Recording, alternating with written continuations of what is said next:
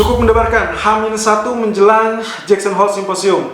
Masih banyak pertanyaan yang menyeruak, apakah gold sudah saatnya dia mengalami reversal bearish, big reversal bearish yang ditunggu-tunggu, atau memang nantinya akan mengalami kenaikan kembali. Dan saya yakin pertanyaan itu ada di benak Anda semua. Well, of course, dengan kondisi hal tersebut, Anda bisa lihat pergerakan dalam satu pekan terakhir setidaknya, atau let's say dalam 3 hari terakhir terutama. Pergerakan yang relatif sideways dengan zona support psikologis, lalu kemudian sempat swing high sampai area zona resisten psikologis. Tapi kemudian berhasil rebound dan ditutup dengan area tengah.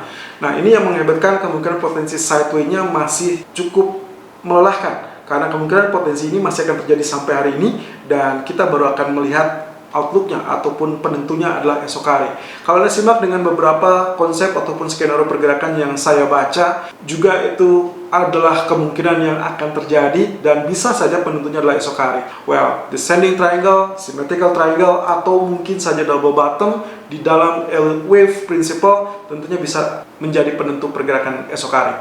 Tapi kurang lebih setelah saya soroti dengan data-data yang ada di kurun waktu 2007-2008 saat terjadinya resesi ekonomi akibat subprime mortgage, lalu kemudian saya lihat di bulan Agustus setiap Jackson Hole Symposium terjadi, yang saya dapati adalah pola candlestick yang justru menunjukkan pola kenaikan. Nah, ini berarti kurang lebih bisa saja apa yang terjadi untuk hari ini atau esok hari setidaknya kemungkinan akan menjadi cikal bakal bullish kembali untuk gold, sehingga kemungkinan potensinya kita bisa mengasumsikan bahwa penurunan itu adalah faktor koreksi sebelum akhirnya bullish kembali mendominasi. Jadi kemungkinan ini mengisyaratkan bahwa setiap Jackson Hole Symposium justru kebijakan moneter yang dikumandangkan oleh petinggi Fed kala itu mengakibatkan pergerakan emas yang cenderung positif. Nah, pertanyaannya sekarang adalah apakah kondisi yang sama akan terjadi untuk esok hari, di mana Powell memiliki segudang permasalahan.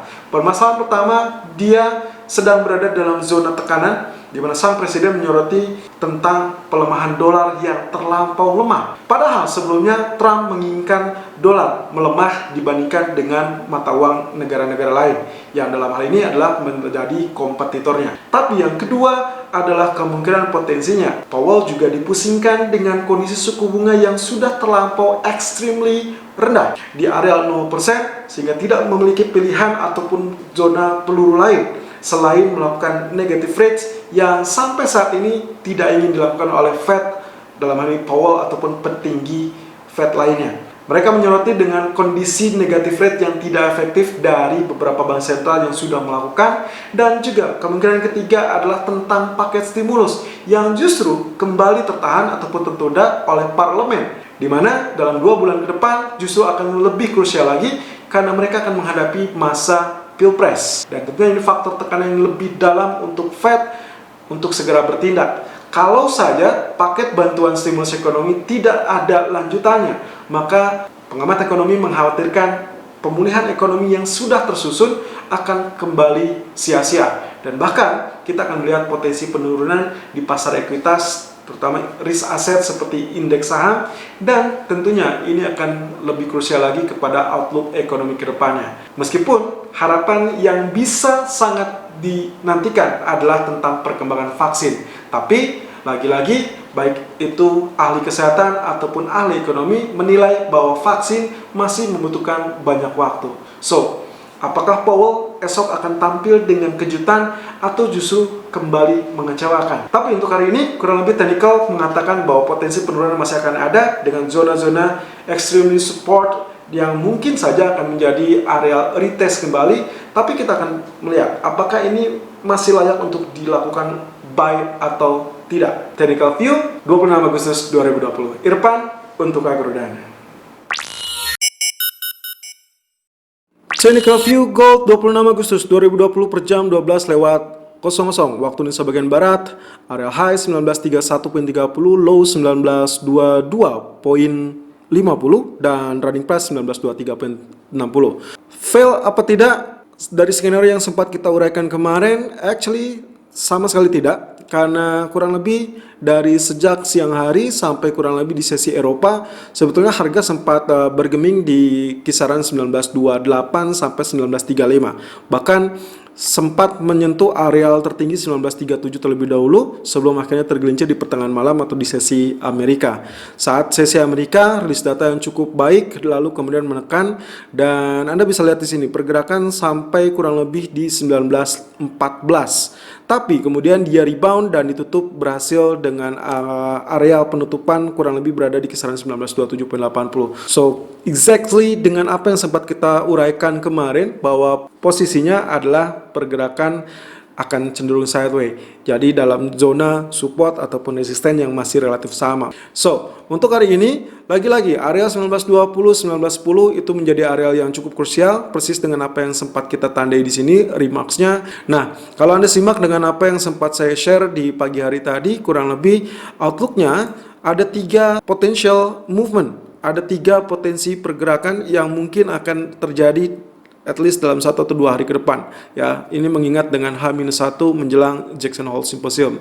Well, yang pertama kemungkinannya adalah jika kita asumsikan ini sebagai tail yang tidak atau kita bisa abaikan, berarti kurang lebih zona 1910-1920 itu merupakan zona critical, di mana ini disebutnya dengan potential descending triangle. So, Anda bisa lihat di sini swing low, swing high, swing low, dan areal tertinggi justru jauh lebih rendah kembali.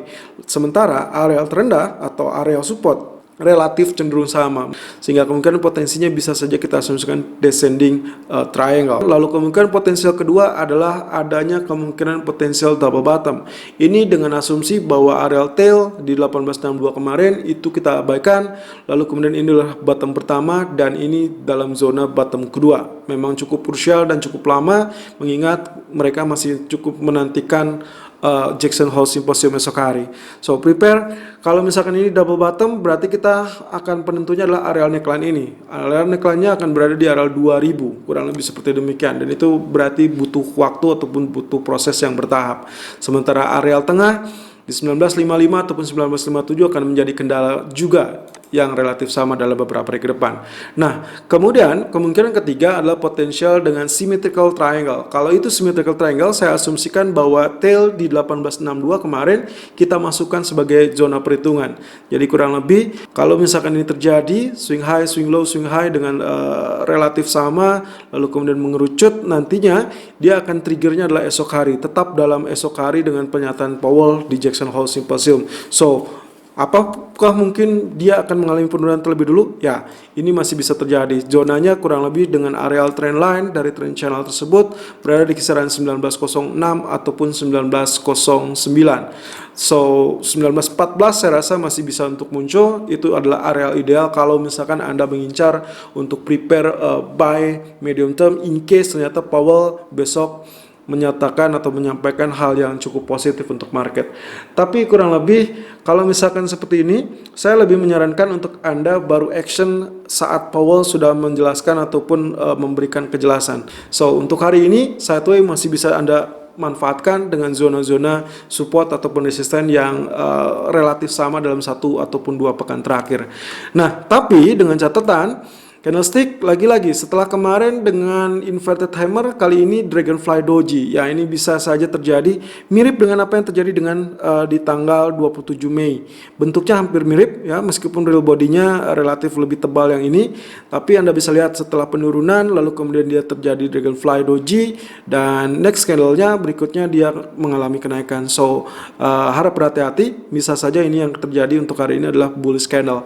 Nah, di grafik keempat kurang lebih polanya seperti demikian. Kemarin kita sudah mencurigai ini bisa saja menjadi areal head and shoulder, di mana areal kiri dan areal kanan relatif sama. Dan lagi-lagi kejadian areal kenaikan kemarin sampai ini adalah 1961, lalu kemudian yang kemarin hanya tertahan di 1937, semakin kecil, dan ini persis dengan apa yang terjadi di zona kiri. Nah, tapi kurang lebih penurunan saya lebih remarks 1908 ataupun yang paling jauh adalah 1880. Tapi kali ini dengan zona merah yang saya tarik garis seperti demikian, saya abaikan areal tail yang terjadi yang terlampau mencolok. Saya mendapati areal support kita akan berada di sekitaran 1910 dan resisten kita akan akan berada di kisaran 1939. Jadi skenario bagaimana? Skenario juga melibatkan dengan Fibonacci fan yang ada 50%, kurang lebih dia akan terjadi penurunan terlebih dahulu.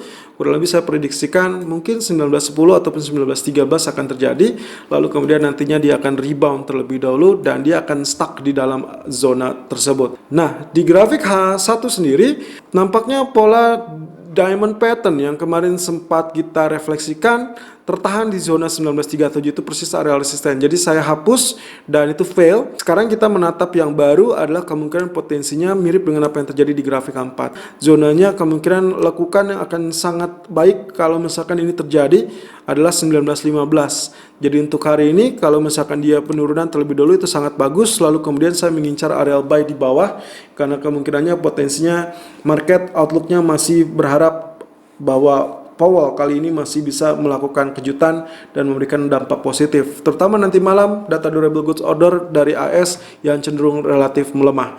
Nah, untuk hari ini silakan lakukan buy on dip di kisaran 1915 ataupun 1917.50 dengan target pertama adalah 1922.00 dan target kedua adalah 1928.50. Stop loss silakan gunakan kurang lebih di area 1907.00. Selalu gunakan stop loss dan risk management sesuai dengan equity dan strategi trading Anda. Irfan untuk Agrodana.